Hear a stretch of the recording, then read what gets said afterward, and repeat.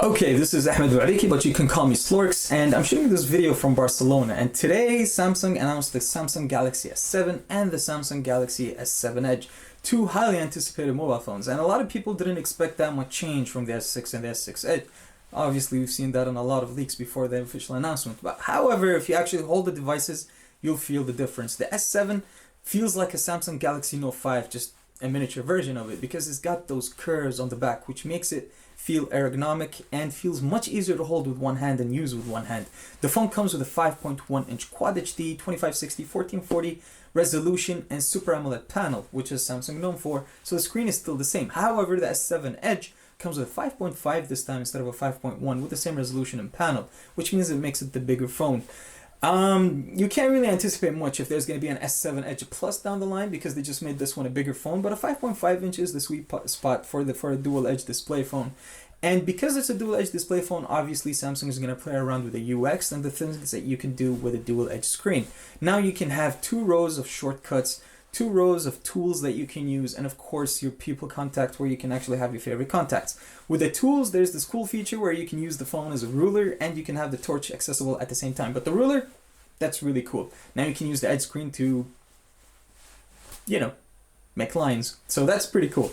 Other than that, the things that have changed is the IP68 certification, which means that it's going to be water resistant and dust resistant at the same time, and there's no covers or stupid flaps on the charging dock or on the USB ports. It's going to be sealed from the inside, so you can actually drop the phone in water or anything like that, and you're not going to worry if the dust goes inside, it's not going to break down your phone. And speaking of water, they have a new technology for the liquid cooling for the processor. Now the processor comes either the new Exynos processor, which is an octa-core with 4 gigs of RAM, DDR4 obviously, or you can get a Snapdragon 820 quad-core and 64-bit architecture with 4 gigs of RAM again. Now with the processor, because they were worried about overheating, because they're really concentrating about gaming this time, they actually put a pipeline right next to the chip. And if the chip overheats, this pipeline will turn the water into vaporize and it will cool down the processor, which is kind of cool, and you got to use it to see how it works. So I'm really excited about the liquid cooling technology that Samsung is introducing with the flagship devices of this year, and if they're going to work better than the ones that we've seen on the Lumi devices last year. So it's a good thing to see. The micro USB is still absent. They're still keeping the micro USB instead of the USB Type-C. It's more compatible with the VR and other accessories that are out there. And good news for you Samsung users, you don't need to change the cables yet. You still don't need to convert to the USB Type-C, people. Other than that, it comes with a much better battery. It comes with a 3000 milliamps for the Galaxy S7. That's a step up from the 2550 milliamps that we saw on the Galaxy S6. And 3600 milliamps on the Samsung Galaxy S7 Edge, which is a huge step up from the 2600 we've seen on the Samsung Galaxy S6 Edge from last year. Now the performance of the battery is going to be fantastic. You still get fast charging, wireless charging, and fast wireless charging, which is amazing. With given that much battery performance and optimization that you can do with the new processor and the new TouchWiz UI and Android 6.0.1 Marshmallow with those features, I think you got solid phones with battery performance. If that's not good enough for you, they still have a battery pack that you can get as an accessory for the phone, and you can actually charge up on it, make sure that you never run out of juice for the whole day.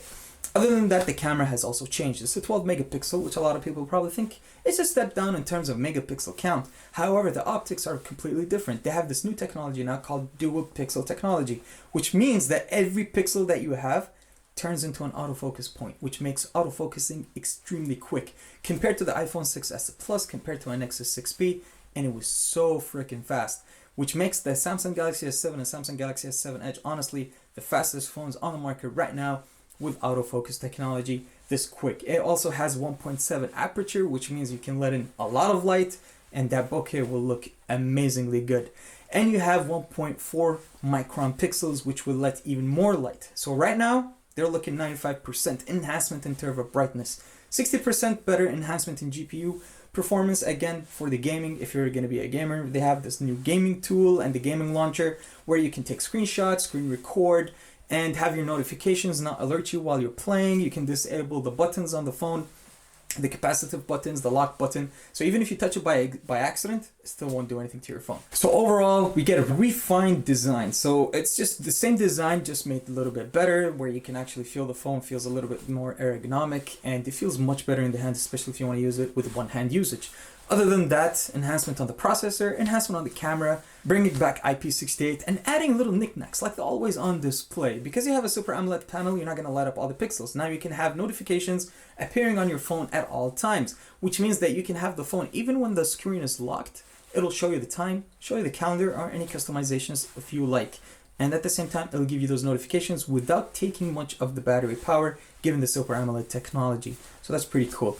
Other than that, the Gear 360 was announced, which is a 3D camera. It shoots 360 with two sensors, 15 megapixels each, f2.0 wide-angle lens, fisheye of course. This will give you the ability to shoot 360 video, and it obviously will transfer those videos for you on your Samsung phone, and you can use it as a standalone camera because it comes with a micro USB and USB port, so you can copy off your pictures. It works with third-party accessories as well, like the selfie sticks that you can use with your GoPros, or a tripod or a monopod because it has the universal mount. So that's pretty awesome. You can use only one camera if you want 180-degree wide angle, which is so freaking awesome. You can use that obviously and make content for YouTube or for the VR, Samsung VR, or any other compatible application where you can actually really use the 3D technology and enhance your content. So that was it from Samsung for 2016 at MWC. Thanks for watching, and I'll see you guys in the next video. Thank you.